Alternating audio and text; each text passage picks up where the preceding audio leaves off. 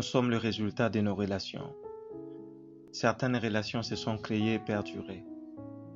D'autres n'ont duré qu'un certain temps. Parmi les nombreuses relations que nous pouvons rencontrer tout au long de notre vie, un faible pourcentage nous laisserait des souvenirs merveilleux et d'autres nous laisseraient indifférents. Mais certaines de ces relations nous impacteraient négativement.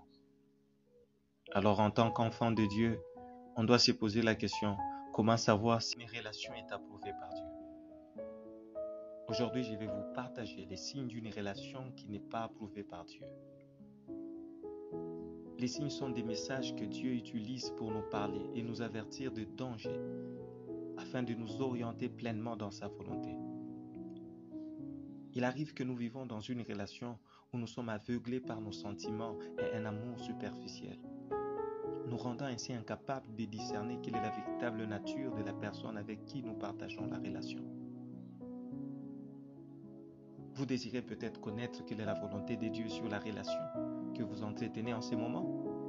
Voici les signes essentiels basés sur la Bible pouvant vous orienter sur la pensée de Dieu à propos de votre relation. Signe numéro 1. Si votre relation affecte votre relation avec Dieu de manière négative. Cette vérité est importante lorsque vous désirez entrer dans une relation quelconque. Vous connaîtrez si c'est Dieu qui est derrière votre relation ou si c'est l'ennemi qui est derrière celle-ci, en se basant sur la manière que celle-ci affecte votre connexion à Christ.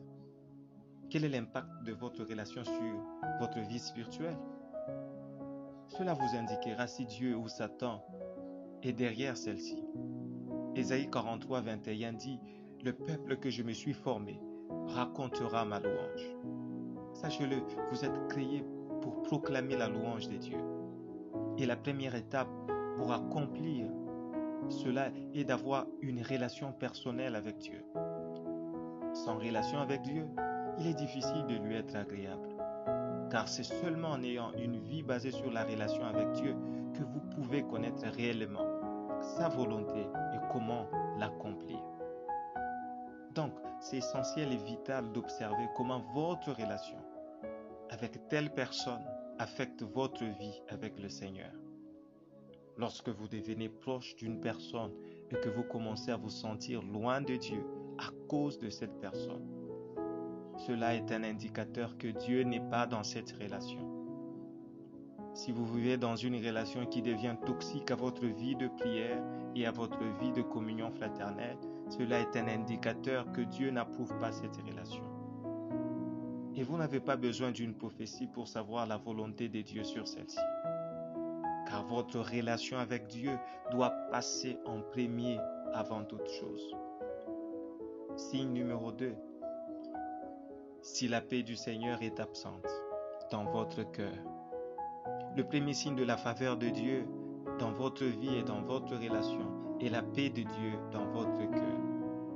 Dans 2 Thessaloniciens 3,16, il est dit que le Seigneur de paix vous donne lui-même la paix en tout temps et en toute manière. Le Seigneur soit avec vous tous. Lorsque la paix de Dieu quitte votre cœur à propos d'une relation ou d'une situation, cela doit vous indiquer que le Seigneur n'est pas en accord avec vous dans cette relation. Vous devez être prêt à taire toutes les voix et stimulus extérieurs pour écouter le langage de Dieu à votre cœur. Et ce langage se traduit par la paix que le Saint-Esprit répand dans votre cœur. Signe numéro 3. La personne ne valorise pas votre foi. Beaucoup de jeunes se sont piégés par le sentiment qu'ils peuvent entrer dans une relation pour être sauveurs d'une personne qui n'est pas chrétienne. Attention, on ne peut pas utiliser une relation pour évangéliser une personne à Christ. Si vous vivez dans une relation avec une personne qui ne valorise pas votre foi et ne vous pousse pas à vivre pleinement votre communion fraternelle, cela est un signe que Dieu n'est pas dans cette relation. Quand vous voulez vous consacrer à la vie de prière ou aller à l'église, la personne vous dissuade à ne pas le faire sous prétexte que vous devez passer plus de temps avec elle. Cela peut être le signe que Dieu est loin dans cette relation. Paul nous avertit dans 2 Corinthiens chapitre 6, le verset 14. Il dit, « Ne vous mettez pas sous un même joug avec les infidèles, car qu'y a-t-il de commun entre la justice et l'iniquité? Et quelle union y a-t-il entre la lumière et les ténèbres ?» Si, numéro 4. Si la personne devient plus importante que Dieu. Comment savoir qu'une personne est devenue plus importante que Dieu dans votre vie? Si vous désirez passer plus de temps avec elle qu'avec Dieu, vous vous sentez à l'aise avec cette personne qu'être dans la présence de Dieu. Est-ce que cette personne a-t-elle pris plus de place dans votre cœur que vous n'arrivez plus à prier, à méditer, qu'à chatter avec elle? L'heure de vos rencontres et de vos rendez-vous a remplacé l'heure de culte. Exode 23 dit, « Tu n'auras point d'autre Dieu devant ma face. » Et la plupart des gens peuvent affirmer qu'ils aiment Dieu plus que toute autre chose ou plus que toute autre personne. Mais votre amour pour Dieu est prouvé par la valeur que vous lui accordez. Vous ne pouvez pas prétendre aimer le Seigneur si vous préférez aller à un rendez-vous avec un copain ou une copine que d'aller dans la présence de Dieu. Signe numéro 5. Si votre relation devient toxique. Jacques 1, 17 dit, « Toute grâce excellente et tout don parfait viennent d'en haut et descendent du Père de lumière, en qui il n'y a ni variation ni ombre de changement. » Dieu nous aime et il veut que nos relations soient bénies. Mais si vous êtes dans une relation avec une personne qui abuse de votre moralité et de votre corps, cela devient une relation toxique. Une amie ou un ami qui vous impose des actes qui sont en désaccord avec votre foi abuse de vous. Signe numéro 6. Si votre prétendu amour est en contradiction avec le principe de la Bible. La plus grande tragédie de cette génération, c'est de prétendre commettre certains actes répréhensibles au nom de l'amour. La parole de Dieu nous donne une définition si précise de l'amour dans 1 Jean chapitre 4, le verset 8. « Celui qui n'aime point n'a point connu Dieu, car Dieu est amour. » Cela veut dire que tout acte que vous posez au nom de l'amour doit être en accord avec la nature sainte et parfaite de Dieu. Supposons que votre ami vous demande de voler une certaine chose, afin que vous puissiez lui prouver que vous l'aimez.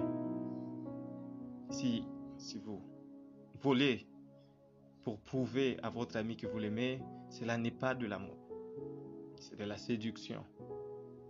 Combien d'actes répréhensibles ont été commis au nom d'un semblant amour? Ou combien de choses si ignobles sont faites dans des relations sous une couverture d'amour? Aucun acte ne peut être qualifié d'amour si cela ne rencontre pas la nature de Dieu. Nous désirons vous donner l'opportunité de faire de Jésus-Christ votre Seigneur et Sauveur. Voulez-vous prier avec moi? Seigneur Jésus, je me répands de tous mes péchés. Viens dans mon cœur et je fais de toi mon Seigneur. Nous croyons par cette simple prière que vous êtes né de nouveau. Allez dans une église qui est basée sur la Bible et donnez à Dieu la première place. Nous espérons de tout cœur que ces messages vous a édifié et si vous connaissez une personne qui peut être encouragée par ces messages, envoyez-les lui. Édifions le corps de Christ ensemble.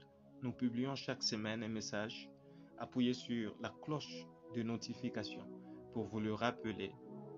Merci de nous soutenir en vous abonnant à notre chaîne. Que Dieu vous bénisse.